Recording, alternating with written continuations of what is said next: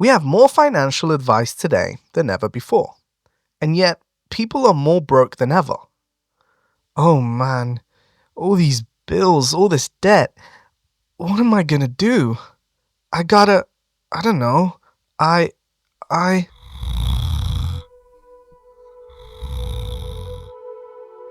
Oh, my child, have financial struggles overcome you? Do not despair. Do not let your heart falter. For today, I will teach you. We'll be looking at the Bible's Guide to Finance. It's no secret the Western world was built on Christian values. But when it comes to our finances, what can we learn from these values?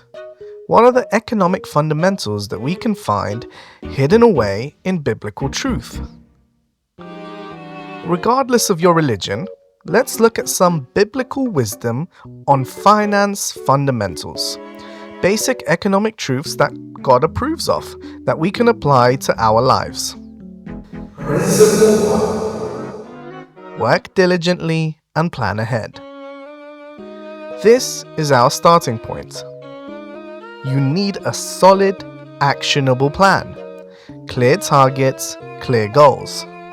If you just go ahead and aimlessly try every business venture you can, like a headless chicken throwing money at whatever, you're bound to lose it.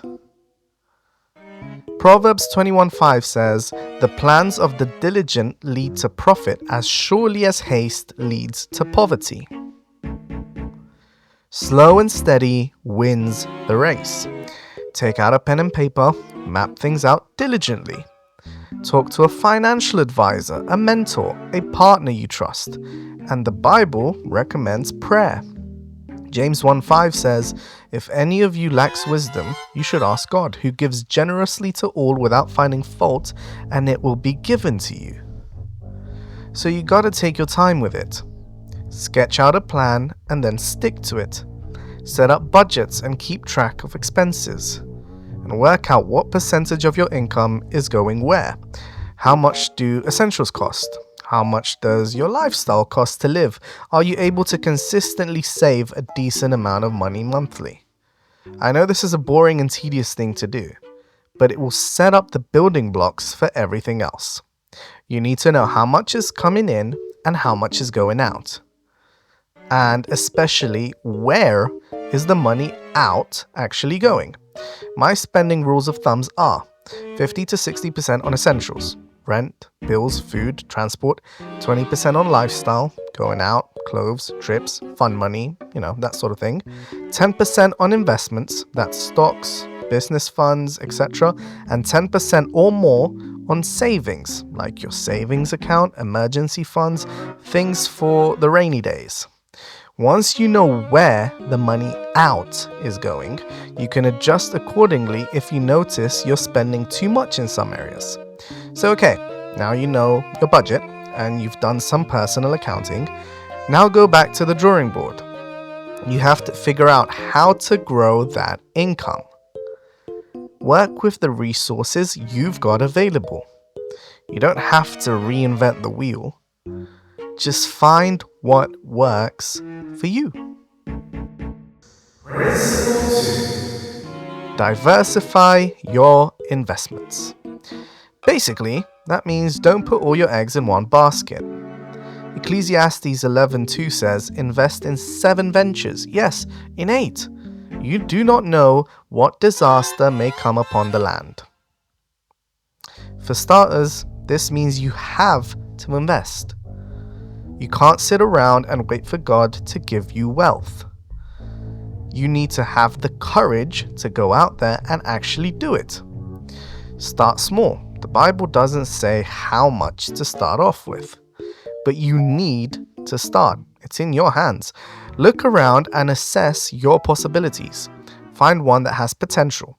Work on it and help it grow. And not only must you start, you should do this multiple times. 7 to 8 times even, the Bible recommends. So build a diversified portfolio. Invest in various stocks, try a business model, a side hustle, flip furniture on Facebook Marketplace, do whatever you can. Budgeting and allocating money wisely alone won't help you build wealth, so invest wisely. And remember, don't put all your eggs in one basket. Principle 3. Avoid debt. Debt can be used as a tool. You can use it to smooth out your consumption or acquire enough capital to start a venture. But your debt repayments should never be more than 30% of your income. Proverbs 22:7 says, "The rich rule over the poor, the borrower is slave to the lender." So keep an eye on your debt. If you're going to take on debt, consider if it's worth it. Is using your credit card for some shoes going to kill you? No, but if it's the X pair you bought and you haven't paid off the previous ones, let me tell you, you've got a problem. Pay off your debts before taking on new ones.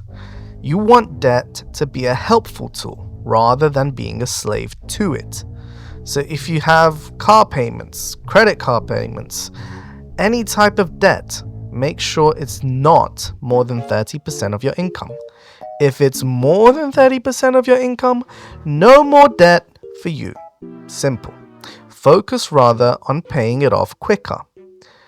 Just don't cripple yourself with debt. Split things up into needs and wants. You want a holiday, let's say. Is it worth getting into debt over it? If you have a little bit of debt and you have space in your budget for a few installments to pay it off quickly, then that holiday is okay.